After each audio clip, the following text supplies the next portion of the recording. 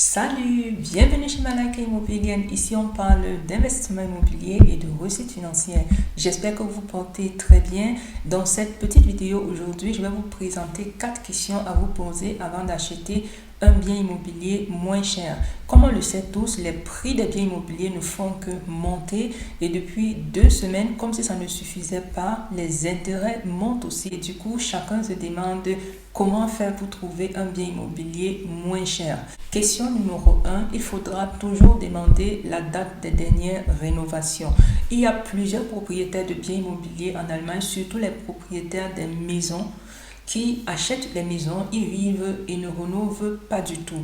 Et généralement, quand ils sentent que les rénovations sont imminentes, ils se mettent donc à vendre le bien immobilier parce qu'ils n'ont fait aucune réserve pour pouvoir financer ces rénovations.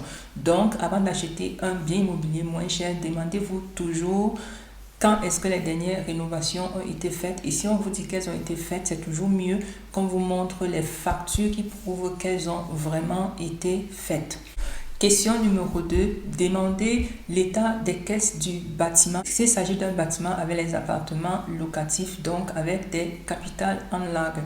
Comme je vous ai expliqué ici sur le canal, généralement, quand un bâtiment est bien géré, il y a toujours une réunion de propriétaires et chacun des propriétaires du bâtiment cotise un montant mensuel dans la caisse d'épargne et cette cotisation-là sert à constituer une épargne qui permet de financer les travaux subis ou bien les travaux planifiés à venir. Question numéro 3, demandez à voir l'extrait d'un document important qu'on appelle Grundbuch.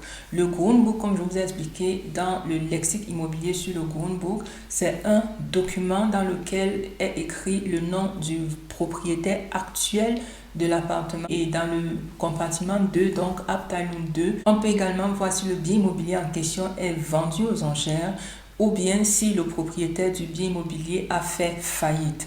Donc, n'achetez aucun bien immobilier sans voir le Grundbuchauszug, surtout le Abteilung 2.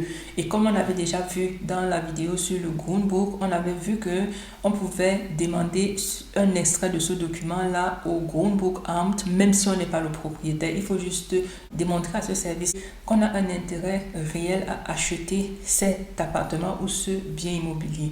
Donc, jusqu'ici, les 3 premières questions, c'était la date des dernières rénovations, idéalement avec les preuves à l'appui. Question numéro 2, c'était l'état des caisses du bâtiment, surtout le Instandhaltungsrücklage.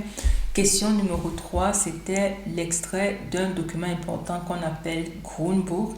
Et la question numéro 4 qu'il faudra toujours se poser, c'est la consommation d'énergie du bâtiment ou du bien immobilier qu'on achète. La consommation d'énergie est généralement mentionnée dans une carte qui s'appelle Energieausweis. C'est une carte qui comporte des lettres alphabétiques comme A, B, C et ainsi de suite. Plus la lettre alphabétique s'éloigne de A, plus la consommation d'énergie est haute. Donc, en gros, un bien immobilier qui a par exemple un Energieausweis avec une consommation A va consommer beaucoup moins d'énergie que celle qui aura un Energieausweis avec une consommation D.